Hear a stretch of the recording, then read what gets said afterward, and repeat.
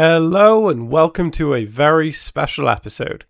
So what I decided I thought I might do is every so often do a kind of special episode where I will talk about a specific subject, a character, or something along those lines. Basically the way series 2 is structured, we're basically halfway through the series now.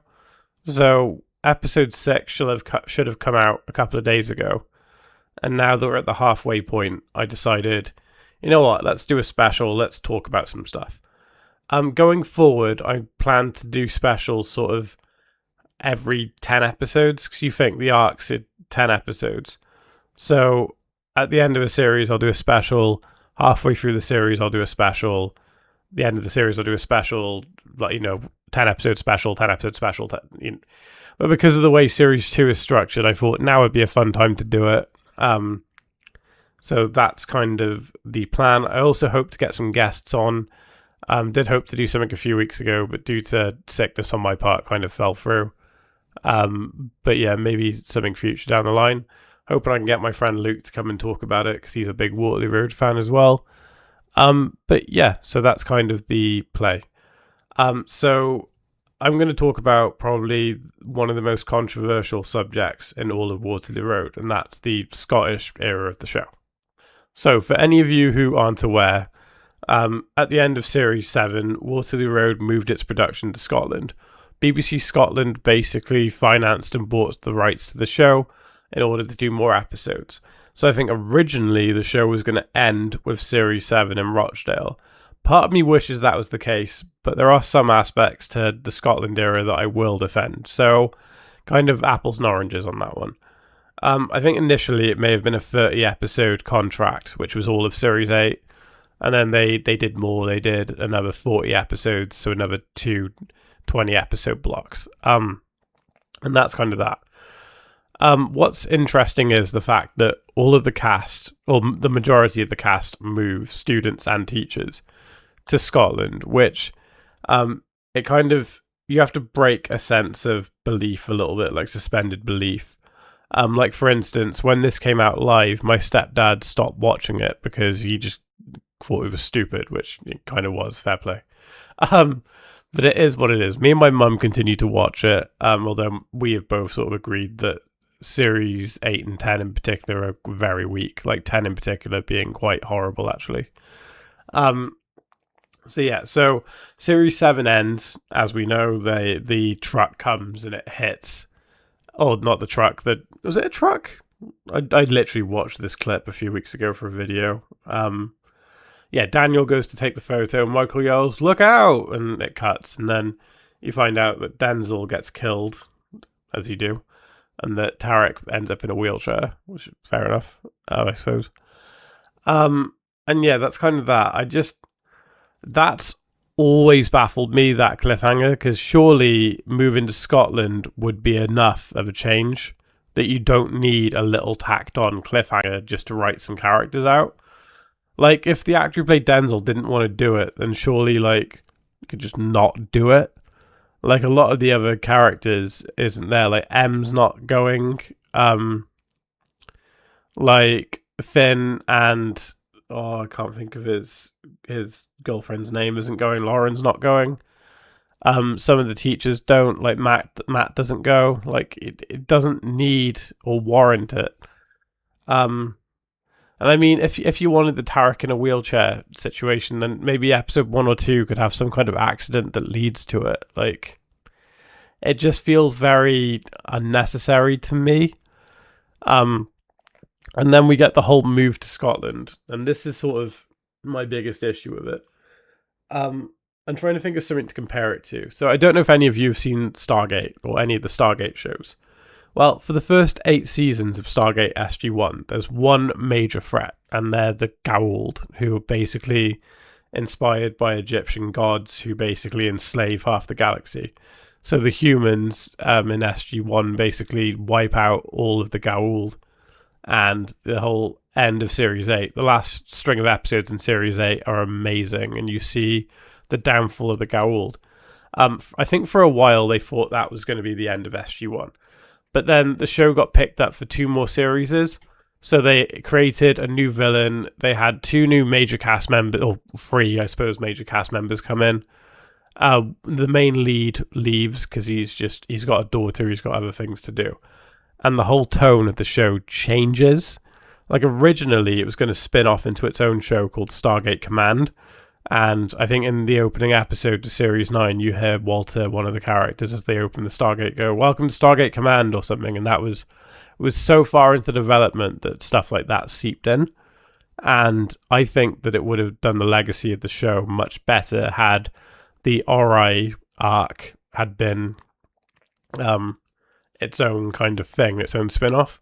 Like, you still get the Goa'uld pop up because you have you have Baal just cause issues for them. He's the last sort of main Goa'uld, but it's very different tonally to the rest of the show, and it's inspired by like Arthurian and like British folklore, opposed to like ancient Egyptian lore. But the show would have been better had it not done that. So I think in a way, Waterloo Road should have followed suit. Like I said to my friend Luke a few weeks ago, because we were talking about it, I said, I think had Waterloo Road just rebooted itself, it could have been like Waterloo Road Scotland, or it could have just been called Waterloo Road.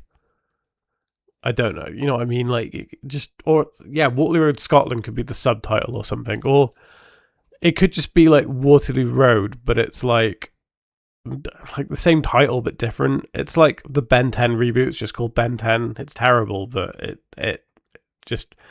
Or, I don't know, like the new Scream movie is just called Scream, but people consider it... not Scream. Scary Movie. Sorry. The new Scary Movie is just called Scary Movie. And the subtext to be 2026 or whatever. Like, could just be Waterloo Road 2011 or whenever it moved to Scotland. I can't really remember. 2013 maybe? I don't know. But that could have been the title for it. And it could have just been that. And, like, I get that they may have felt like it would be too much of sort of unknown territory to do it that way. But my argument would be if you just had, say, Michael appear in it, maybe have Lorraine there because she instigated the whole thing. They could be the 2 characters. And then you get a whole new set of students and, like, teachers and stuff. And it's basically like Series 1 of Waterloo Road again, except the setting's different. And there could be a slightly different tone to it. You don't have to create arbitrary reasoning for all of these characters to move across and try to make it believable, because it's not believable, not in the least. Like, Tom's got the house, he's got Josh. I guess Josh is sort of moving on, or Josh does go with him, so you know what I mean. I get Grantley and Maggie kind of wanting a change after Fleur passed away, but like, why is Janice moving up there? Why is Daniel moving up there? Like, a lot of it just doesn't really connect. I get outside of universe they get to keep getting paid to be actors on a show, but like it doesn't fit really. So I would have done it so you just have Michael and Lorraine, and then you have a whole new cast. Like, you'd have Christine, you could have Audrey. But even then, so it was pointed out to me by someone in my Discord server who actually started writing an incredible essay on it, and it is really good. So full credit to them. That the Waterloo Road Scotland series kind of suffers because there's not that many like actually Scottish characters in the show. So you got Christine and Audrey, who are both Scottish. Christine's got her own background. She's an alcoholic, struggled with work, managed to land on her feet in Waterloo Road, but her alcohol is her demon. Then you got Audrey, who just used to work at what's the rival school called? Oh, Lanark? Not Lanark. You know what I mean? It's the first arc is all about it, and you've got the head teacher whose name is also eluding me right now. Oh, it's gonna wind me up. People can let me know in the comments. I would Google it, but I haven't got my phone to hand. I think Finley might be the name of the head teacher. Was it Gerard? Gerard Finley? Is that sounding right? I don't know. What's that school called? Because it keeps popping up. Because it's where Kevin goes in Series 10. He transfers there. Is it Havelock? Havelock High? That sounds right to me. I'm going to roll with that and say Havelock High. And there's, yeah, basically the student wars and stuff, which would make sense. New school on the turf, the head teacher's a bit of a prick. Makes sense. But then, like, you think outside of Audrey and Christine in Series 8, who have you got who are actual Scottish characters? So Connor and Imogen, both Scottish. I don't know if the actors are, but in universe, they're very strongly Scottish. I feel like Angus, who's there for like 3 episodes, might be Scottish. Maddie and Sean definitely aren't. Who else gets introduced? Like Rhiannon is meant to have just been a Waterloo Road Rochdale student. I kind of like the idea that a background character just kind of becomes a main, but she's not natively Scottish. Lula's not. Yeah, there's not a great deal really, is there? I mean, when you get to Series 9, like Lenny and Lisa are, but the one who plays Lenny is, I swear he's from Liverpool in real life. Then the Barrys are also from Liverpool. Yeah, and in terms of what other teachers do we even get come along, it's not a great deal. I think the implication is meant to be that Vaughan Fitzgerald is Simon is Welsh. George is just English as you can be. He's probably the most English character on the show. Sonia, yeah, she's English, isn't she? Yeah, it feels like, for like the person in the Discord server said, again, all the credit to you, that it just feels like it's lacking in that department for something that was really trying to embrace this new setting, this new culture. It just didn't really. It basically just is Waterloo Road, but the storylines are kind of more rubbish and the setting's a bit different. But yeah. So something which has always irked me, and I've kind of said it already during the episode by episodes, the original Waterloo Road from Rochdale very much is a British school in the noughties, like a rough comprehensive from that time period. It absolutely bloody nails it. Like, for anyone who didn't grow up in that time era in the UK, or maybe is an American fan or Canadian fan or Australian fan, whatever, watching the show, then I can promise you, having been in that sort of environment, that is what it was like. Like, it is that. The Scottish show doesn't feel like that, though. It feels like, I get it's got Lorraine's money going into it, and it's a new build, and it's like fancy and stuff, but it doesn't have the same damaging reputation that the original did. Like, every series, the original was on the brink of being closed because it just had such a bad reputation.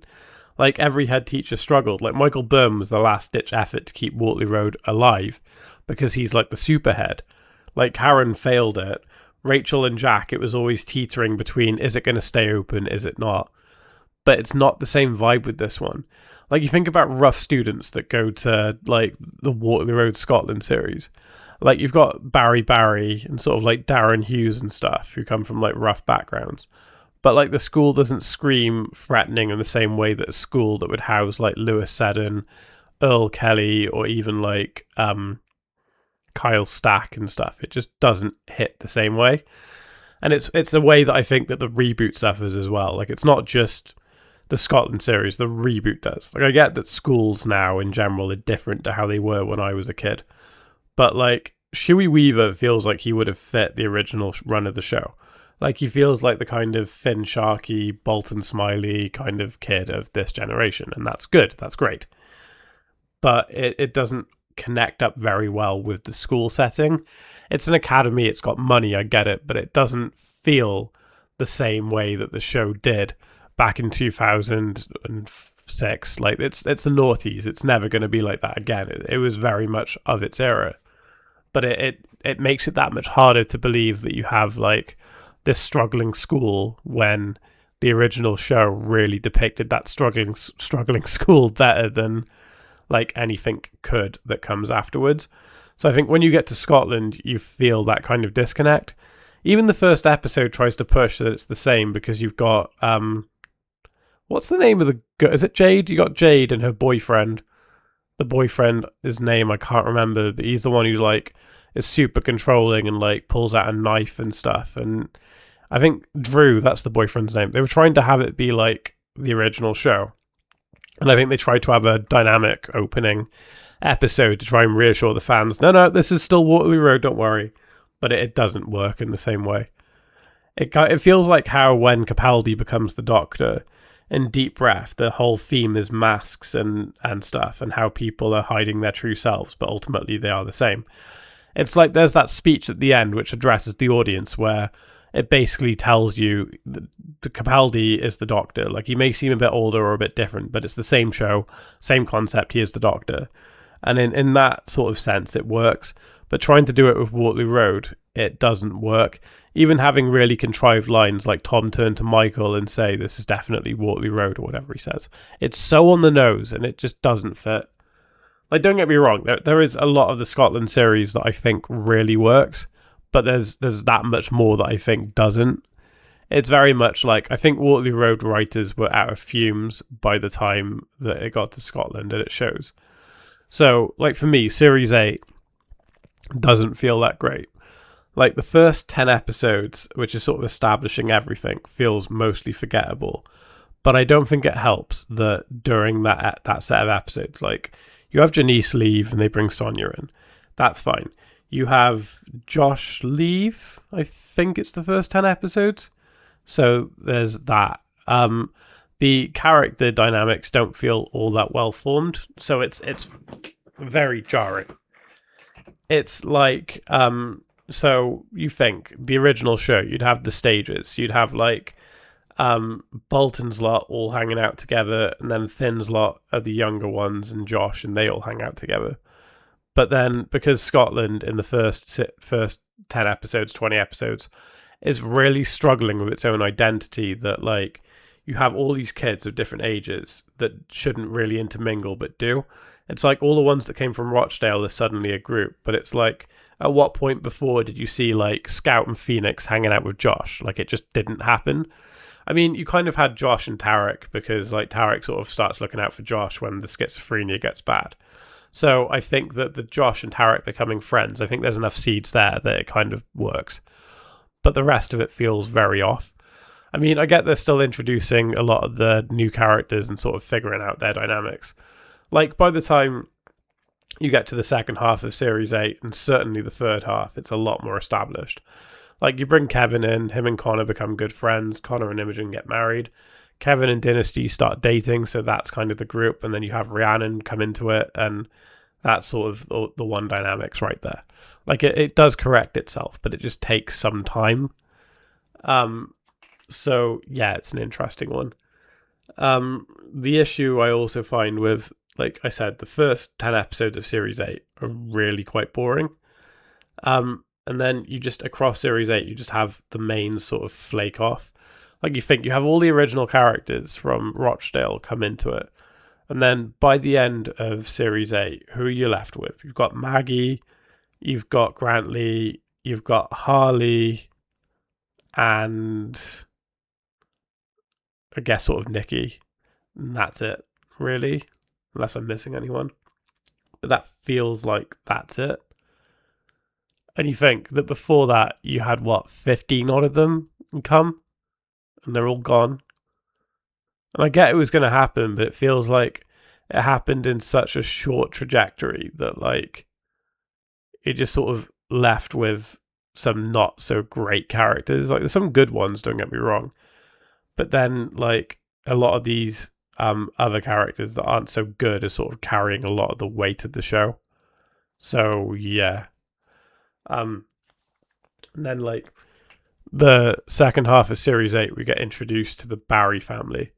And again, this feels like they're trying to do the Kellys, but they just don't do it as well. Like, don't get me wrong, individually, I like all of the Barrys. I think that they all kind of work. But I think that for the most part, I think that the Kelly family are that much more iconic that the Barrys could never really quite do it justice. It's like everything that happens with Earl is arguably the most famous plot point of the whole show. And then you've got like Marley, who's like, I know he's only in 20 episodes, but he's a fair character. Sambuca, who has one of the saddest deaths on the show. And then Denzel, who we sort of see grow. And we also see sort of Rose's arc across the show. And we see her like become like a better mother and drop the drinking, and just she becomes a great character. Um, Dynasty similarly has a good arc. She kind of renounces the kind of Barry ways, doesn't want to be a thief, and basically like becomes an upstanding citizen. She becomes a cop. She becomes everything that the Barry family sort of oppose. Barry is like the typical bad boy, but he's sort of like a bit of a child and a bit soft on the inside. We see his downfall, and his like final arc is quite dark, really, with the trafficking. And then we see Casey, who sort of comes to terms with identity a lot, and it's interesting. She gets attached to Tom, so Nikki helps her with the boxing, and that all ties to like Gabriella and stuff, and she becomes like a good character. And then Carol's kind of interesting because I don't quite think they know what to do with Carol, but I would argue that Series 9 has got Carol at her absolute best. Like during Series 9, I really rate Carol as a character. Like she feels like Rose, but she's got more of an edge to her. Like, even though they're both sort of like very similarly coded and are basically the same character, I think that like Carol is much scrappier than Rose. Like, while I don't doubt Rose can hold herself, as we've seen, like Carol is fully ready to attack someone if needs be. Carol seems that much more defensive and a bit more of like a blunt edge. But equally, we've seen Carol actually be like a really kind and sort of like considerate character. Like when it comes down to it and she's needed, she is really good. Like when Kevin's in hospital and Maggie's torn with what to do, she like Carol's there for her and gives her good advice.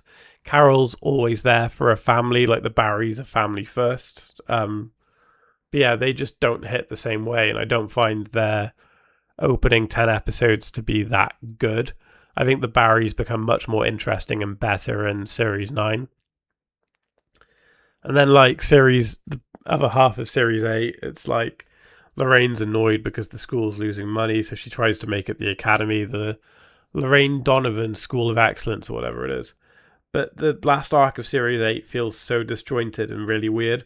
Kind of feels a bit like Series 2 in a way, because like it just feels like lots of like mini plots. And then like you see the bit where Michael convinces her that like she needs to make it a non-fee paying school. Like she grew up in poverty, like she became something, and it's meant to be hopeful for all of the other students. And then yeah, Michael walks away. He says that Christine should be acting head, brings Simon in as the deputy. And then the last sort of 3 or 4 episodes of Series 8 feel like they're part of Series 9. It kind of feels like Series 9 is just kind of like 23 or 24 episodes. It's like Christine's tenure, which is fine. Although I do think Series 9 is a lot stronger than the last few episodes of Series 8, so maybe not. Like, Tom's death is really stupid. Like, if you watch my All Is New, my main channel, you know my views on that. Like, I don't like it. I will dedicate a video to it some point down the line. I think it's such a waste and so disrespectful to one of the best legacy characters, and now they can't come back. And I reckon Jason Dunn would have come back for the reboot, unquestionably. So, and he wanted to. He didn't want to die. He wanted the door to be open so he could potentially return. I also believe, and I have no concrete evidence for this, although there has been some things that I've seen in interviews and stuff which heavily implicate it. Like I think that Jason Dunn has said in an interview that the behind the scenes and the stuff in Scotland wasn't that great.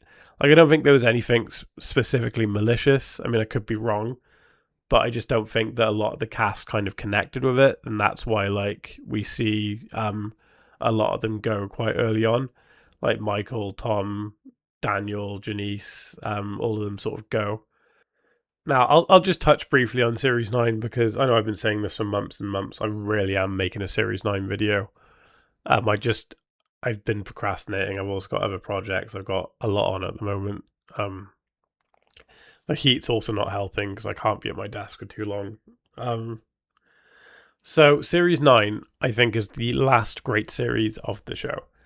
It feels very Series 5 coded in its kind of form and execution. So you got to think, the first 10 episodes, it's Christine trying to prove herself. She's trying to become the permanent head teacher. She's got a lot of conflict. She's got a deputy head who's also trying to get a job, and she's trying to prove herself to Robert Bain.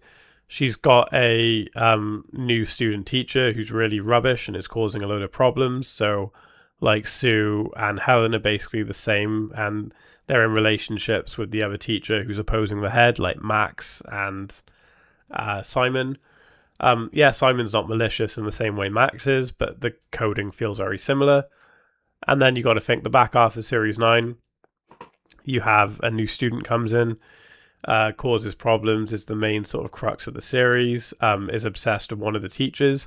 So you see Finn terrorize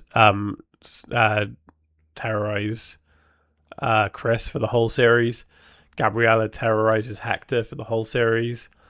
You find out at the end that it comes from family neglect and, well, Finn's neglect. Gabriella kind of acts out because she feels in fault for what happened to her daughter.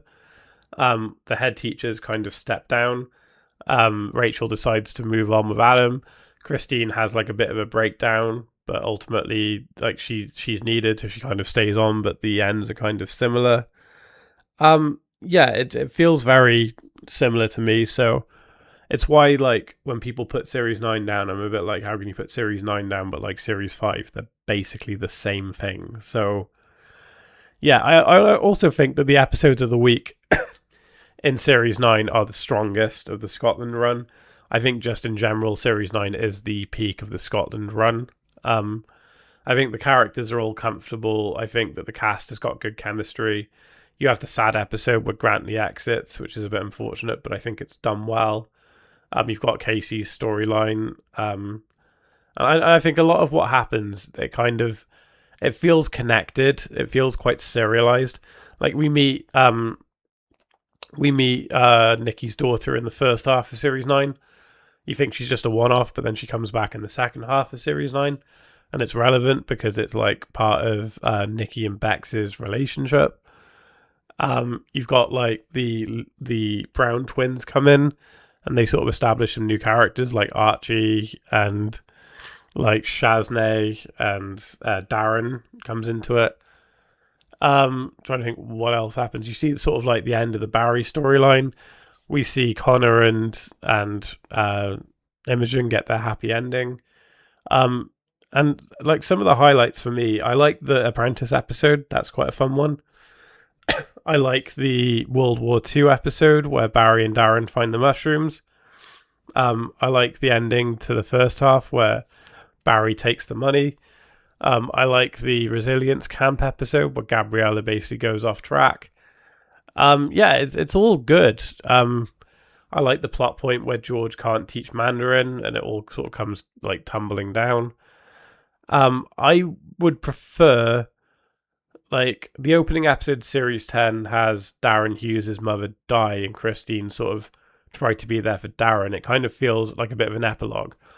But I think that should have been what happened in Series 9. While I think Darren snapping at Christine and Christine feeling ultimately like she can't cope anymore, needs the booze, it does work. And I'll fight anyone on that who says that it basically is a character assassination or it just falls apart. It's the point. It's been snowballing. Christine's biggest demon is the alcohol. It was always going to consume her. Like, it's the way it was written and coded. But I think that Darren's mother's death would have been the more impactful way of illustrating it. Like, the point to me still works, but I think that the death might have helped a more general audience kind of see what the point was. I don't know, I'm not trying to sound like patronizing when I say that. I see so many comments from people who just don't get it. But yeah, and then I don't like Series 10. Series 10 is the weirdest structured series of the whole show. The first 10 episodes are really slow-paced, really boring, and are quite bland. There's not enough interesting characters. The new head teacher's not great. The family dynamic's weird, especially because Justin starts sleeping with Tiffany, who are step-siblings, and I don't like it. And then the second half of Series 10 is really weird because it introduces about 100 new characters. The plot's all over the place, and it tries to wrap up the show, and it fails on all accounts. Like, you've got 10 episodes. Why are you introducing 2 new teachers in episode 3 or 4, or episode 13 or 14? Like, what's the point? Like, I don't get it. And then there's the really badly executed Sonia cancer storyline, which I really dislike. There's just not a lot in Series 10 that I think's great.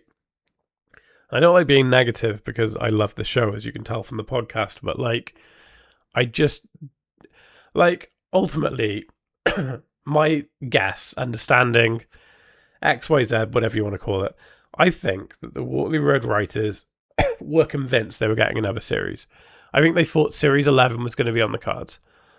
When they found out it wasn't, and it may even been halfway through Series 10, they found out that there wasn't going to be more episodes. They were like, right, okay, let's cram all of our Series 11 ideas into these 10 episodes. And it suffers as a result. Like, 10 episodes isn't enough to introduce what feels like about 10 new student characters and about 5 new teachers. You've got a deputy head teacher who's a whole mystery box character. She's arguably the best part of that arc for me. And I think that her dynamic with what's she called? Balls, that's annoying me. The one who is in Broadchurch, who plays Jodie Whittaker's daughter in Broadchurch. The one who can't read and write.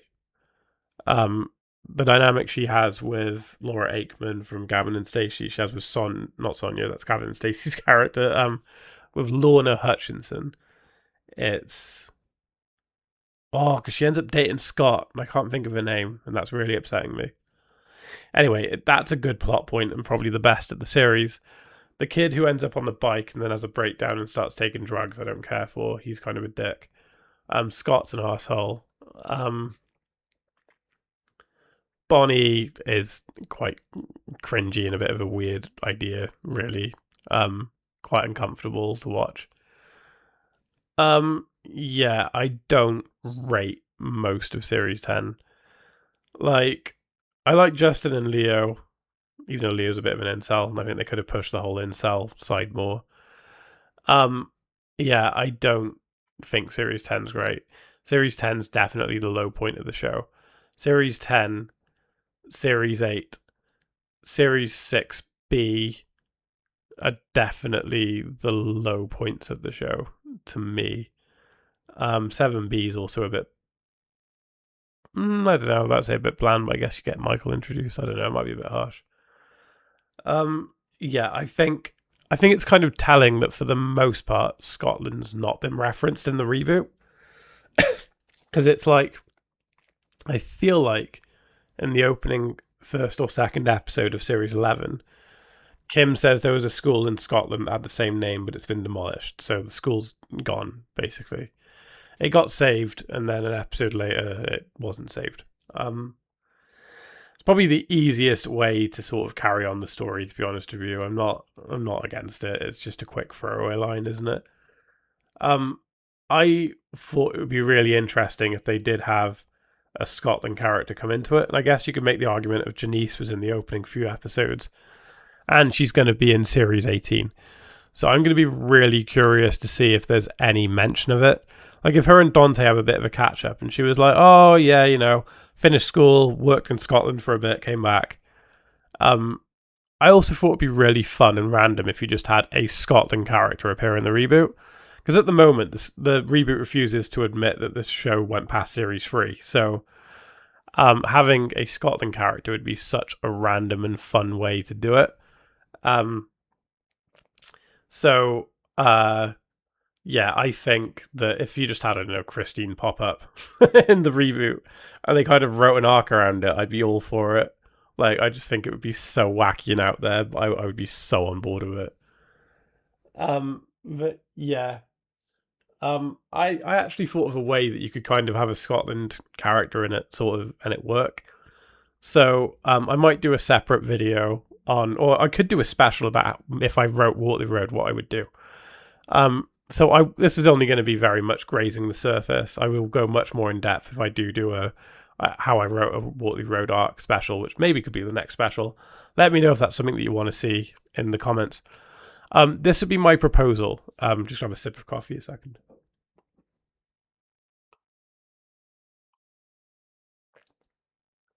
So this would be how I would do it.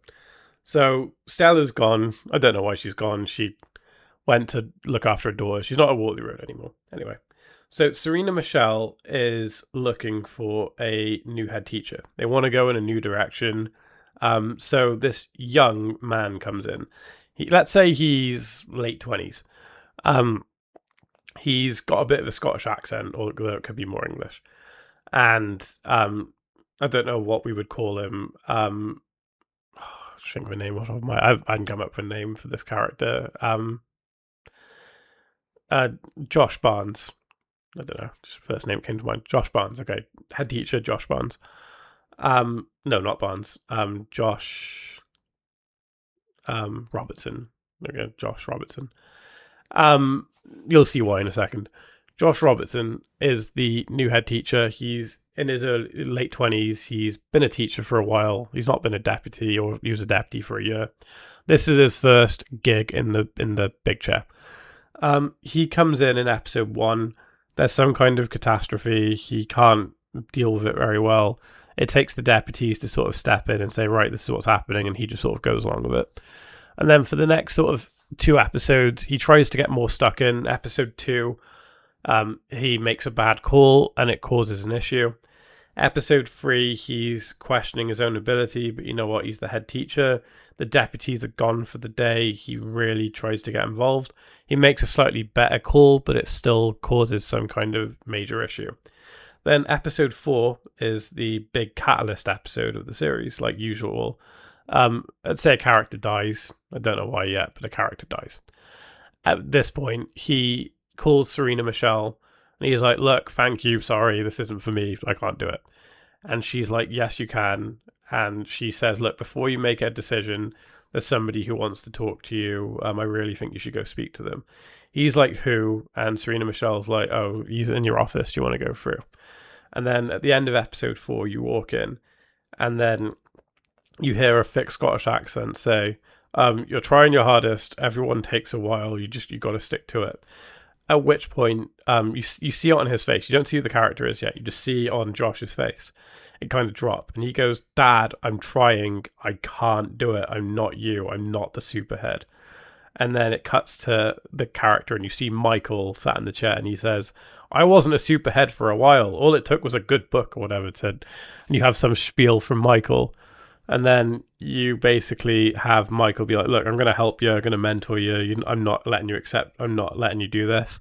You give it to the end of the term and then we'll talk. And then, yeah, you just, for the rest of the series, have Michael kind of like mentor this character. And that's how I would bring like bring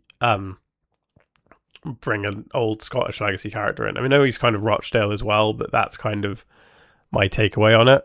I'd still need to write some more arcs, some more characters and stuff, but ultimately it would be kind of like that. And then you'd sort of have Michael get too involved for 5 or 6 episodes, and you'd see Josh kind of get annoyed by it. Episode 7 would be a big decision time where Josh would basically tell Michael to back off to get out. It's his school and stuff, and there'd be like maybe an argument and stuff. And then episode 8, you would see that Josh is finally able to make a good decision, a right decision, and feels confident in his abilities. He rips up the letter and tells Serena Michelle, I'm not going to quit. And then he would reconnect with Michael. He'd be like, look, Dad, I need to be my own person. Like, I know you're just trying to help me, but this needs to be it. And he might say something like, look, I'm not always going to get it right, but I do need your support. At which point I'd maybe have some arc of maybe a teacher wanting to leave or one of the characters wanting to leave. And then I might be like, look, Dad, there's a science job going at the school. I'd love it if you were there, but ultimately it's your choice. It's my Waterloo Road, my chance, but if you want to be a part of it. And then you could just have Michael kind of there. And you could have a whole plot revolve around Michael in the next series. But that's sort of how I would do it. I think you introduce a new character, you sort of have them find their feet. It's a sort of different dynamic for a head teacher, having a really inexperienced new one. It's a bit like, I guess you could kind of say it's a bit like Christine, but not really, because like she's been an established teacher and has done it for a while, and she picks it up very quickly. Whereas this kid would just sort of be like, he would be basically drowning for the first 4 episodes. Like, be such an interesting dynamic. And yeah, that's how I think you bring a Scotland character in and reference it. So yeah, the Scotland series is very interesting. It's going to be a very strange point in Waterloo Road lore for a while, I think.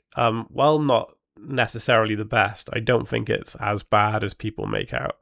Like, yeah, granted, Series 8's weak, Series 10's weak, but like, I think there's enough good sort of in there to outweigh a lot of the things that people think are just flat out bad. Um, but yeah, that's sort of my opinion. What do you think of the Scotland series? Please let me know all your thoughts. I always enjoy reading them. And in terms of the specials, is this something that you want more of going forward? Like to break up the episodes a bit, just every 10 episodes or whatever, just throw a special out there. Gives me the chance to talk a bit different, and they can be a bit longer. Like this is going to be around 40 minutes. So what do you think? But yeah, gonna call it there for now. I hope you all have a good rest of day, and I'll catch you in time for episode 7 of series 2. But in the meantime, I will see you all soon. Have a good one.